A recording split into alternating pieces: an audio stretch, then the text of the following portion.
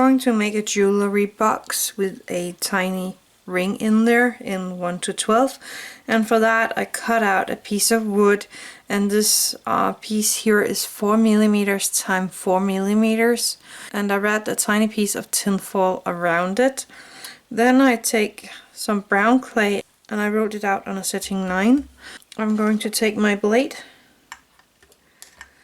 and I need it to be around 3 millimeters wide. These are strips I need here, so this might not be big enough. Let's take a measurement and see. Actually, they're perfect. So I'm going to take this away, cut off a nice end here, and then I'm going to wrap it around this little end here on the silver paper to make it into one part of the box that we need. And don't make it overlay, and if there's room for one more of these, I am going to make one more. It's not that easy.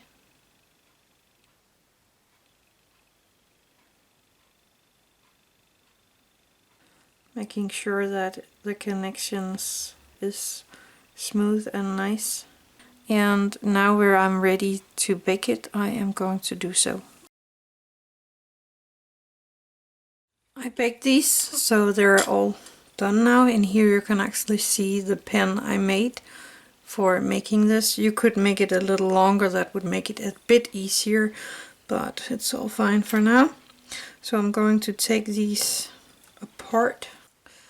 So I have these two squares that you can see, and I'm going to sand them a bit so they're not as tall as they are now, because I think they could be a tiny bit shorter. I sanded them so one of them is bigger than the other.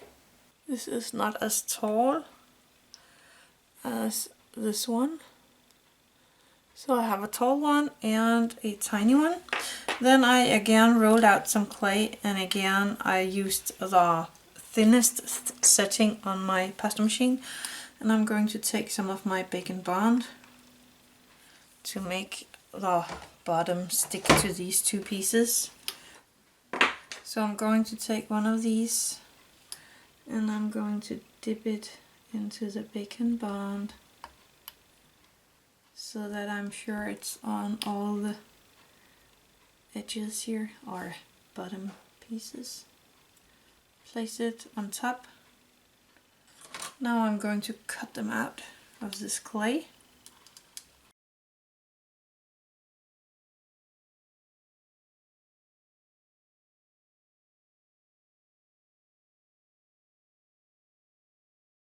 And I'm going to try carefully to smoothen out the edge here around this, so it gets a nice edge all the way around and you won't see the connection that good. And I'm going to do this on both of these, and then I'm going to bake them again. So I baked these two pieces that we need, and I actually made a mold so that I could make them of UV resin. They're pretty cute when they're translucent.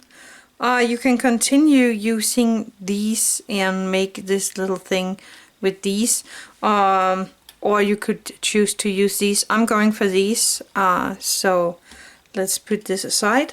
Then I have some foam paper, and I have some what is that, velour fabric. That is some very soft fabric that I put on top. Just glue it down. And I'm going to take the biggest of these. That's the thickest one. That's this one. So I'm going to take that one and I'm going to place it on the corner and just push it down so I have this little pattern, and then I'm going to cut it out. So I have this little piece that fits into the bigger container here. Now I'm going to take my needle tool and I'm going to poke 2 holes in this, just like if it was a button.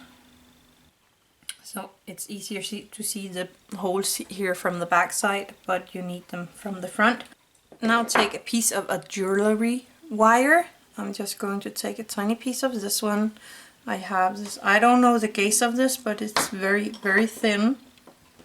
Then I take this tool and I place this little wire in the front of it, and I'm going to bend it so that I get this U shape here.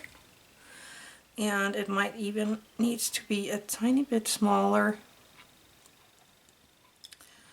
And then I'm placing these 2 feet into the 2 holes here. So I got it all the way through here so that I have half a ring sticking out here on the black side, looking like a tiny ring. And I'm going to cut off these excess pieces here on the back side.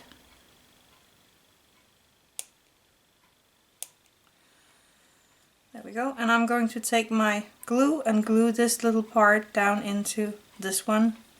So it sits here in the bottom of this part. So the little ring is right in there. So I am this far.